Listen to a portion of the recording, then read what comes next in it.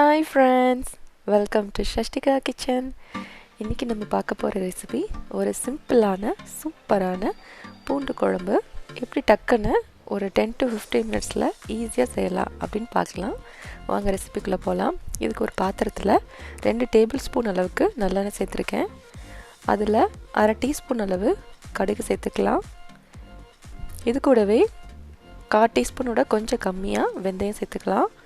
இதில் 10 to 15 பூண்டு பல் சேர்த்துக்கிறேன். சேர்த்துட்டு இதை ஒரு 2 நிமிஷம் வதக்கிக்கோங்க.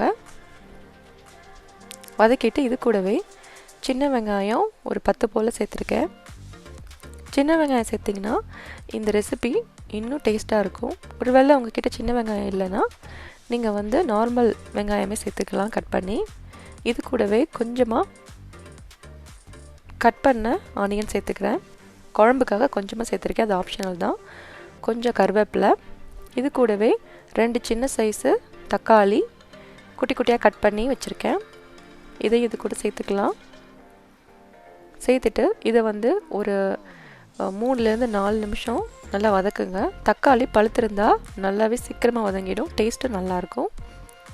இது கூட அரை டீஸ்பூன் மஞ்சள்தூள் சேர்த்துக்கலாம். 1 டீஸ்பூன் அளவு ரெட் சில்லி பவுடர், வெறும் மிளகாய் தூள். இது காஷ்மீரி ரெட் சில்லி பவுடர்னால உங்களுக்கு கலரும் கிடைக்கும், இன்னொன்று ரொம்ப காரமும் இருக்காது. இது கூட 2 டீஸ்பூன் அளவு தனியாத்தூள் சேர்த்துக்கிறேன். சேர்த்துட்டு இது எல்லாத்தையும் நல்லா வதக்கி விடுங்க. மசால் நல்லா குக்கானா தான் குழம்போட டேஸ்ட்டு இன்னும் சூப்பராக இருக்கும். சேர்த்துட்டு இந்த பூண்டு குழம்புக்கு ஒரு அரை டீஸ்பூன் அளவு மிளகுத்தூள் சேர்த்துருக்கேன். இந்த மிளகுத்தூள் சேர்த்திங்கன்னா குழம்பு இன்னும் டேஸ்ட்டாக இருக்கும், ஆனால் ரொம்ப வேண்டாம். சேர்த்துட்டு இது எல்லாத்தையும் இன்னொரு 1 நிமிஷம் நல்லா வதக்குங்க. மசால் நல்லா குக்கானா தான் எண்ணெய் அதிலேருந்து உங்களுக்கு பிரிஞ்சு வரும்.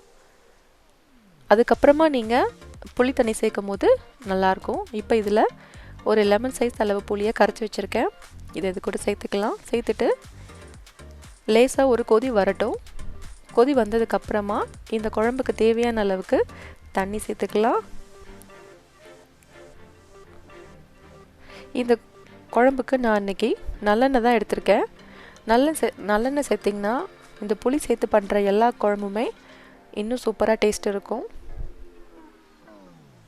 சேர்த்துட்டு இது எல்லாத்தையும் ஒரு தடவை நல்லா கலந்து விட்டுக்கோங்க. இதுலேயே இதுக்கு தேவையான அளவுக்கு உப்பு சேர்த்துக்கலாம். உப்பு சேர்த்துட்டு இது ஒரு மூடி போட்டு ஒரு 8 to 10 நிமிஷம் மீடியம் ஃப்ளேமில் வச்சு கொதிக்க வைங்க. அப்போ தான் மசால் வாசனை போய் நல்லா திக்காக உங்களுக்கு கிடைக்கும் குழம்பு. இப்போ அதிலேருந்து எண்ணெயெல்லாம் தனியாக பிரிஞ்சு வந்துருச்சு. குழம்பு கிட்டத்தட்ட ரெடி ஆகிடுச்சு. இப்போ ஓப்பன் பண்ணிவிட்டு இன்னும் 2 நிமிஷம் நான் கொதிக்க வச்சுக்கிறேன், இன்னும் திக்காக ஆக்கிறதுக்கு. இப்போ நம்மளோட பூண்டு குழம்பு சூப்பராக ரெடி ஆகிடுச்சு. இது சாதத்தோடு ரொம்ப சூப்பராக ஒரு காம்பினேஷன். இட்லி, தோசை, சப்பாத்தி கூட ரொம்பவே சூப்பராக இருக்கும். இந்த ரெசிபியை நீங்களும் செஞ்சு பாருங்கள். செஞ்சு பார்த்துட்டு உங்களுக்கு பிடிச்சதுன்னா லைக் பண்ணுங்கள். ஷஷ்டிகா கிச்சனை மறக்காமல் சப்ஸ்கிரைப் பண்ணுங்கள். தேங்க்ஸ் ஃபார் வாட்சிங். இன்னொரு ரெசிபியில் உங்கள் எல்லாரையும் சந்திக்கிறேன். பாய்.